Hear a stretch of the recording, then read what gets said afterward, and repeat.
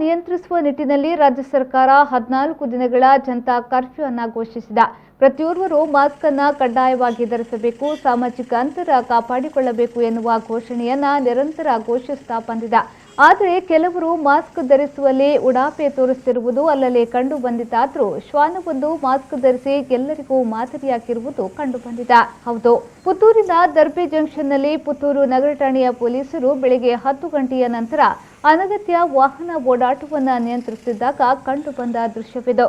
ಸರ್ಕಾರ ಬೆಳಿಗ್ಗೆ 6 ರಿಂದ 10 ಗಂಟೆಯವರೆಗೆ ಅಗತ್ಯ ವಸ್ತುಗಳ ಖರೀದಿಗೆ ಅವಕಾಶವನ್ನ ನೀಡಿತ್ತು. ಈ ವೇಳೆ ವ್ಯಕ್ತಿಯೋರ್ವ ಶ್ವಾನವನ್ನ ತನ್ನ ವಾಹನದಲ್ಲಿ ಕುಳ್ಳಿರಿಸಿದ್ದು, ಅದು ಕೂಡ ಮಾಸ್ಕ್ ಧರಿಸಿತ್ತು. ಸರ್ಕಾರದ ಮಾರ್ಗಸೂಚಿಗಳನ್ನು ಜನಸಾಮಾನ್ಯರೇ ಉಲ್ಲಂಘಿಸುವ ಈ ಸಂದರ್ಭದಲ್ಲಿ ಮಾತನಾಡಲು ಬಾರದ ಶ್ವಾನವೊಂದು ಮಾಸ್ಕ್ ಧರಿಸಿರುವುದು ಮಾನವನಿಗೆ ಮಾದರಿಯಾಗಿದೆ.